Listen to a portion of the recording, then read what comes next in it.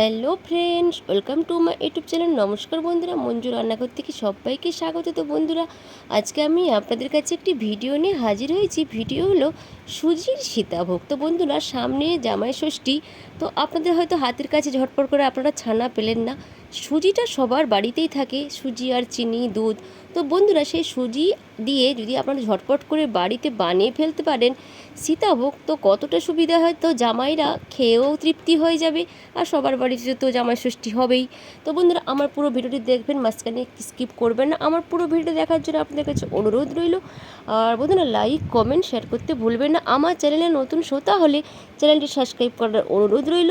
তো আপনাদের একটি লাইক আর একটি সাবস্ক্রাইব আমার কাছে অনেকটাই গুরুত্বপূর্ণ। তো বন্ধুরা, এবার ভিডিওটি শুরু করা যাক। বন্ধুরা, কড়াই বসিয়ে দিয়েছি, এর মধ্যে আমি দিয়ে দিলাম অল্প একটু আমি জল দিয়ে দিলাম। এবার আমি দিয়ে দেব দুধ। তো সীতাভোগের জন্যে প্রথমে ডোটা রেডি করে নিতে হবে। আমি দিয়ে দিচ্ছি গরুর দুধ। প্রথম দিলাম 1 কাপ, আমি কাপ হিসেবে দেখাচ্ছি। তো এমএল হিসাবে করলে এই দুধটা আমার 300 গ্রাম দুধ আছে, 2.5 কাপ হলো। দুধটা উষ্ণ গরম হয়ে গেছে। এবার আমি দিয়ে দেবো এতে সুজি। দেখুন, আমি এই বাটি মেপে 1 বাটি আমি সুজি এর মধ্যে আমি দিয়ে দিচ্ছি, কারণ দুধটা বেশি গরমের মধ্যে দিলে সুজিটা কিন্তু দলা দলা হয়ে যাবে। তার জন্য আমি কিন্তু সুজিটা ভাজলাম না, আমি কিন্তু কাঁচা সুজিটাই দিচ্ছি।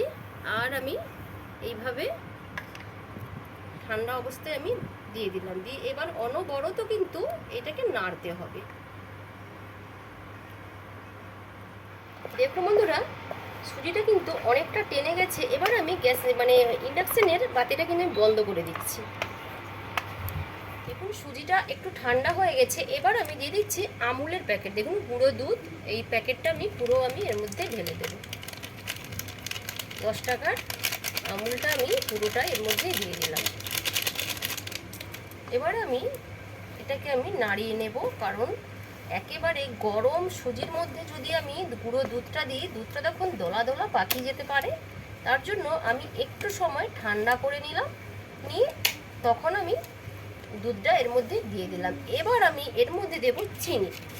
আমি এবার ইন্ডাকশনটা চালিয়ে দিলাম, বাতিটা একেবারে লোতে করে দিলাম। দিয়ে এবার দিয়ে দিলাম আমি চিনি।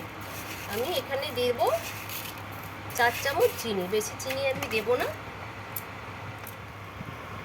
এবার আমি ফ্লেভারের জন্য এর মধ্যে একটু দিয়ে দেবো এলাচের গুঁড়ো। 1 চিমটি দিয়ে দিচ্ছি এলাচের গুঁড়ো। এটা শুধু ফ্লেভারের মতো, এটা কিন্তু একেবারে অপশনাল, আপনারা দিতেও পারেন, নাও দিতে পারেন। এবার আমি দিয়ে দেবো সবশেষে ঘি। এই যে কড়াইয়ের মধ্যে যেটা জুড়িয়ে গেছে, এই জড়ত ভাবটা কিন্তু আর থাকবে না। আর সীতাভোগটা খেতেও কিন্তু দুর্দান্ত টেস্টি হবে এই ঘিটার জন্য। আমি অল্প একটু দিয়ে দিলাম, দিয়ে এটাকে এবার ভালো করে আমি মিশিয়ে নেব। দেখুন বন্ধুরা, দেওয়ার সঙ্গে সঙ্গে কড়াই থেকে ডোটা কিন্তু ছেড়ে যাচ্ছে। দেখুন, আমি আর একটু এটাকে টাইট করে নেওয়ার পর একটি প্লেটের মধ্যে আমি ঢেলে ঠান্ডা করে নেব। বন্ধুরা, আমি একটি ফ্রাই প্যান বসিয়ে দিয়েছি। এবার আমি দিয়ে দিচ্ছি চিনি। আমি দিয়ে দিলাম এই বাটিটার 1 বাটি চিনি, আরও 1 বাটি আমি চিনি দিয়ে দিলাম। আমি টোটাল দিলাম 2 বাটি চিনি, আর ওই বাটিরই মাপে আমি দিয়ে দেব 2 বাটি জল। এটা আমি সীতাভোগের জন্য শিরাটা বানিয়ে নেব। এবার আমি ওর মধ্যে দিয়ে দিচ্ছি লবঙ্গ, এলাচ আর দারচিনি। আমি দিয়ে দিলাম। দিয়ে এবার এটাকে আমি ফুটানোর জন্য অপেক্ষায় করব। ডোটা আমি একটি প্লেটের মধ্যে ঢেলে নিয়েছি। তো এটা ঠান্ডা হয়ে গেছে। এবার এটাকে গরম কিন্তু থাকতে থাকতে মেখে নিতে হবে।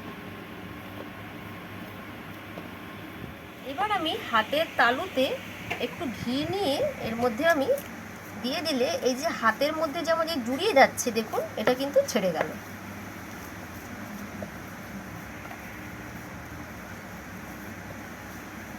এর জন্য ডোটা সরিয়ে রেখে দিয়ে আমি দিয়ে দিলাম একটু বেকিং পাউডার। বেকিং পাউডার দেখেছেন আমি কতটুকু দিয়েছি, দিয়ে এর মধ্যে আমি একটু মাখিয়ে নেব।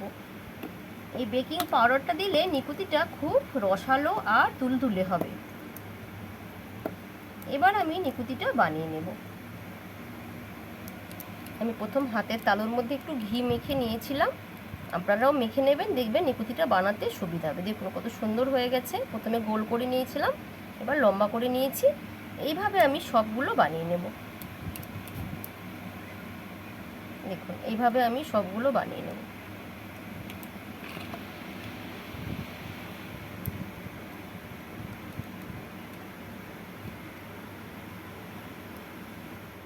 চিনি শিরাটা দেখুন ফুটে উঠে গেছে। এবার এটাকে নামিয়ে রেখে দিলাম।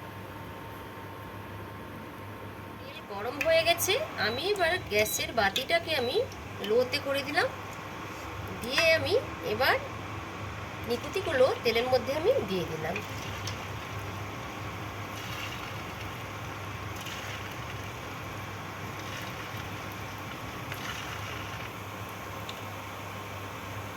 সব তেলের মধ্যে দিয়ে দিয়েছি।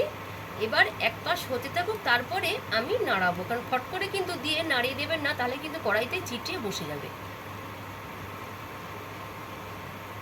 ইন্ডাকশনের বাতিটা কিন্তু একেবারে আমি লোতে রেখে দিয়েছি।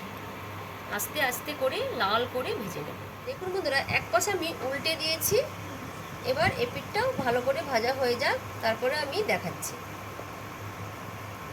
নিকুতিগুলো ব্রাউন কালার হয়ে গেছে ভাজা। এবার আমি একটা ছান্তার সাহায্যে সবগুলো উঠিয়ে যে চিনির শিরাটা যে বানিয়ে রেখেছিলাম সেই শিরার মধ্যে আমি দিয়ে দেব। দেখুন শিরাটা ঠান্ডা হয়ে গেছে। এই শিরার মধ্যে আমি নিকুতিগুলো দিয়ে দিলাম। দেখুন বন্ধুরা, ওই একই তেলের মধ্যে আমি একটা গ্রেটার নিয়ে নিয়েছি। গ্রেটারটার মধ্যে একটু তেল ব্রাশ করে দিলাম। তেল না বন্ধুরা, সরি, আপনারা ঘিও দিতে পারেন, তো আমি ঘি দিয়েছি। এবার অল্প অল্প ডো নিয়ে এর মধ্যে ঘষে দেব। তো এটা কিন্তু খুব অল্প সময়ের মধ্যে কিন্তু সঙ্গে সঙ্গে তুলে নিতে হবে।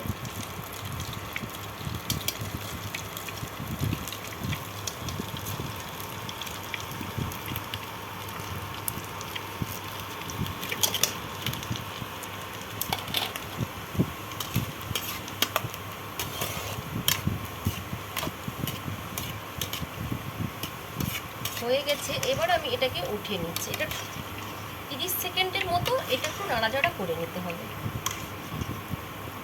আর আমি সঙ্গে সঙ্গে তুলে কিন্তু সেই চিনির শিরার মধ্যে দিয়ে দিলাম।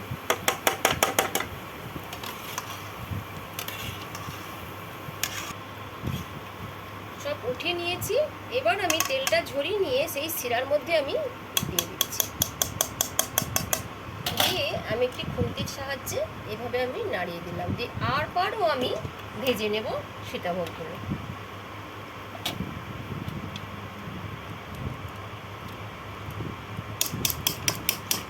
দেখুন পেছন দিকের মধ্যে লেগে রয়ে গেছিল।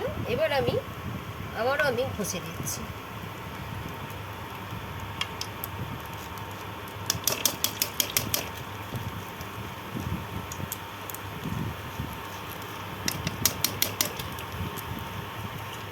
আমি রস থেকে দেখুন সীতাভোগটা ছেঁকে নিয়েছি একটি ফুটো বাটির মধ্যে। দেখুন এই দেখুন কতটা রস পড়ে গেছে। এবার একটি প্লেটের মধ্যে এগুলোকে ঢেলে নেব।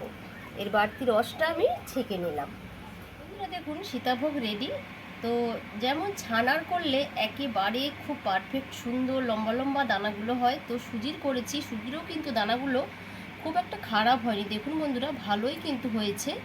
তো আপনারা এইভাবে বাড়িতে একবার বানিয়ে করে খেয়ে আমাকে কমেন্ট করতে কিন্তু বন্ধুরা ভুলবেন না। আর নিকুতিগুলো দেখুন কতটা রসালো হয়েছে, সফট হয়েছে। দেখুন হাতে দিতেই কিন্তু ভেঙে গেল।